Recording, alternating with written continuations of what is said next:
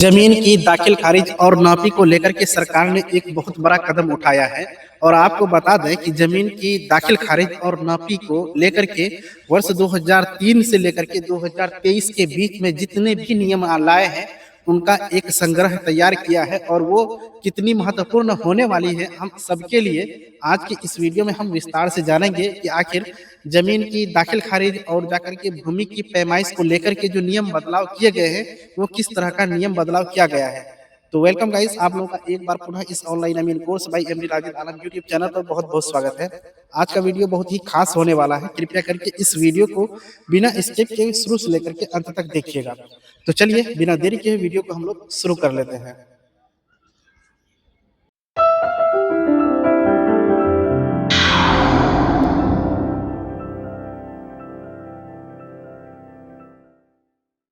तो देखिए दोस्तों, जमीन की दाखिल खारिज और जमीन की नापी के जो नियम थे पहले वो बदल चुके हैं।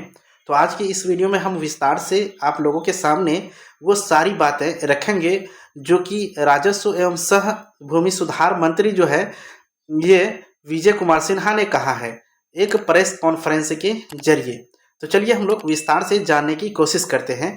तो आप अगर देखेंगे तो दाखिल खारिज और जमीन नापी की प्रक्रिया को लेकर के सरकार ने बड़ा कदम उठाया है। उप मुख्यमंत्री सह एवं भूमि सुधार मंत्री विजय कुमार सिन्हा ने प्रेस कॉन्फ्रेंस किया और विभागीय कामकाज की स्थिति को मतलब जो है लोगों के सामने साझा किया। और इसी दौरान भूमि से जुड़े नियम जो है उनका एक नया सर्कुलर भी जारी किया है।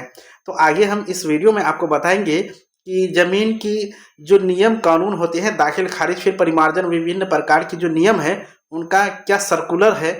और आज के इस वीडियो में हम आगे की बातों में चर्चा करेंगे और बारीकी के साथ आपको समझाएंगे। तो वहीं पे अगर हम आगे चलते हैं तो विजय कुमार सिन्हा ने बताया कि सर्कुलर जमीन से जुड़े प्रशासनिक कामों को सरल, पारदर्शी और तेज बनाने की दिशा में अहम पहल है। अब ये सर्कुलर का मामला आता है कि वाकई में ये सर्कुलर क्या है और ये किस तरह से आगे भविष्य में काम आने वाला है। तो आप वीडियो में शुरू से लेकर के अंत तक बने रहेंगे और आपको सारी जानकारी मिल जाएगी।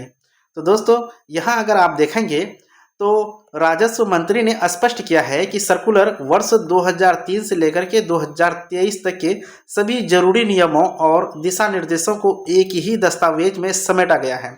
अब यहाँ पे हम बात करेंगे कि आखिर जमीन से जुड़ी विभिन्न प्रकार की जो नियम है उसको एक जगह जो संजो कर लाया गया है तो उसी को बोलेंगे सर्कुलर। जी हाँ दोस्तों, इसमें आपको बता दें कि वर्ष 2003 से अगर हम बात करें 2003 से लेकर के वर्ष 2023 तक, जी हाँ, इसके बीच में जितने भी जमीन के नियम कानून में बदलाव किए गए हैं इनका एक मतलब जो है बुक तैयार किया गया है जो कि 4 खंड में उसका प्रकाशन किया गया है।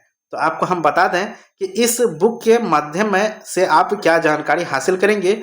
तो अब अधिकारियों को यानी कि जो राजस्व कर्मचारी वगैरह अधिकारी हैं उनके बारे में कह रहे हैं, फिर कर्मचारियों को अलग अलग आदेश या परिपत्र ढूंढने की ज़रूरत नहीं पड़ेगी। नियम एक होगी। सर्कुलर को 4 हिस्सों में तैयार किया गया है ताकि इसे समझना और लगना कर आसान हो जाए। आपको बता दें कि ये सर्कुलर जो तैयार किया गया है ये बहुत ही महत्वपूर्ण सर्कुलर है जिसमें सरकारी कर्मचारी जो होते हैं उनके बारे में कहा गया है। जैसे ले लीजिए कर्मचारी हो गया, उनको अलग अलग आदेश पत्र को पढ़ना नहीं होगा। अगर वो ये एक ही पीडीएफ को पढ़ लेते हैं, विभिन्न प्रकार की जो जमीन से संबंधित उनके सामने समस्या आएगी तो वो इस पुस्तक को पढ़ करके उन समस्या का समाधान निकाल पाएंगे, ऐसा कहा गया है। तो यहीं पे हम आगे अगर देखते हैं तो इसमें मंत्री के अनुसार इसका मुख्य उद्देश्य यही है कि विभागीय स्तर पर काम करने वाले लोगों को नियमों की स्पष्ट जानकारी मिले। यानी कि जमीन से जुड़े जो भी अधिकारी लोग काम करते हैं उनके यानी कि जमीन से संबंधित जो भी नियम है उनको सही से जानकारी मिले, इसलिए ऐसा किया गया है। और जमीन से जुड़े मामलों का निपटारा बिना भ्रम और अड़चन की किया जा सके। वो जो 4 खंड में वो सर्कुलर तैयार किया गया है उसमें जमीन से संबंधित छोटी से छोटी जो नियम है उनको भी उसमें विस्तार से उल्लेखित किया गया है। आपको बता दें कि इससे दाखिल खारिज, परिमार्जन और जमीन की नापी जैसे मामलों की तेजी आने की संभावना है। जैसे ही वो सर्कुलर सब अधिकारी के पास पहुंच जाएगा तो नापी से जुड़े जितने भी मामला है वो टोटल सॉल्व हो जाएगी और ज़मीन से जुड़े जितने भी दाखिल खारिज हुआ, परिमार्जन हुआ, जो भी अटकलें हैं वो अटकलें जो हैं बिल्कुल सब स्तर के जो अधिकारी हैं अपने अपने स्तर के नियम के अनुसार अपने काम को कर पाएंगे। वहीं पे प्रेस कॉन्फ्रेंस में यह भी बताया गया कि भूमि जन कल्याण कार्यक्रम के तहत लंबे समय से लंबित मामलों पर अब तेजी से कार्रवाई भी हो रही है। जी हाँ दोस्तों, यानी कि बहुत पहले से जो मतलब समस्याएं थी ज़मीन को लेकर के, जैसे दाखिल खारिज हुआ, परिमार्जन हुआ, उसमें अभी काफ़ी मात्रा में तेज़ी आ चुकी है। तो अब यहीं पे हम बीते कुछ दिनों की अगर बात करें तो विभाग ने लंबित मामलों की संख्या 4000 से अधिक कम हुई है। यानी कि विभाग में जितने भी लंबित मामले थे उनमें 4000 से भी ज़्यादा मामला जो है कम हुआ है। यह संकेत है कि यह व्यवस्था धीरे धीरे पटरी पर लौट रही है।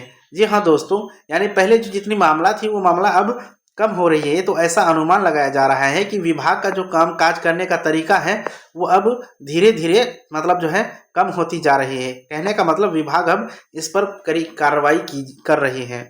तो यहीं पे हम देखेंगे तो इस प्रक्रिया की तुलना में अधिक प्रभावी हो रही है। उप मुख्यमंत्री ने आंकड़ों के जरिए बदलाव को भी सामने रखा और जाकर के उस प्रेस कॉन्फ्रेंस में पहले जहां कुल आवेदनों में से केवल 19% मामलों का ही निष्पादन हो पाता था, अब यह आंकड़ा बढ़कर 69% तक पहुंच गया है। पहले 19% था। जैसे ही विभिन्न प्रकार का जो नियम सरकार के द्वारा लाया गया तो अब ये बढ़ करके कितना हो गया, 69, यानी कि 70 में 1% कम हो गया है। और वहीं पे निपटाए गए आवेदनों की संख्या 11,000 से बढ़कर 27,000 हो चुकी है। जितना भी आवेदन लटका हुआ था जिस पे विभिन्न प्रकार की केसें चल रही थी उसके बारे में यहाँ पे हम बात कर रहे हैं, जो विभागीय गति में आए सुधार को दर्शाता है। राजस्व मंत्री ने यह भी कहा कि मकर संक्रांति के बाद भूमि राजस्व विभाग की पूरी प्रगति रिपोर्ट सार्वजनिक की जाएगी। यानी कि मकर संक्रांति जैसे ही खत्म होती है जितना भी जमीन से संबंधित विभिन्न प्रकार की रिपोर्ट है उनको सार्वजनिक कर दिया जाएगा। मंत्री ने स्वीकार किया है कि कुछ मामलों में लापरवाही और गलत कार्यशैली के कारण काम प्रभावित हुआ है, लेकिन अब उन खामियों को दूर किया जा रहा है। सरकार की जो प्राथमिकता था साफ यह था कि जमीन से जुड़े काम नियम मस्त हो, यानी कि नियम के अनुसार हो, पारदर्शी हो और तय समय के भीतर पूरे हो, ताकि आम लोगों को बार बार दफ्तर के चक्कर न लगाने पड़े।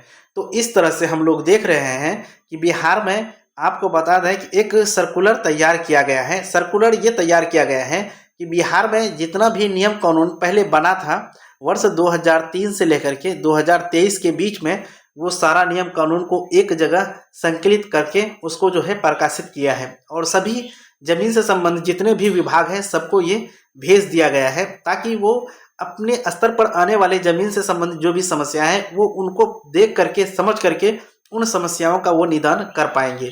तो दोस्तों इस तरह से हम लोग देख रहे हैं कि ज़मीन की दाखिल खारिज और नापी के नियम जो है पिछले दिनों से बदलते हुए आ रहे हैं, वो किस स्टेज पर पहुंच गया है। तो हम उम्मीद करेंगे कि ये वीडियो आप लोगों की जानकारी के लिए काफ़ी मददगार साबित हुई होगी। तो चलिए आज का वीडियो हम यहीं पर समाप्त करते हैं। मिलते हैं एक नया वीडियो में एक नई जानकारी के साथ। तब तक के लिए जय हिंद।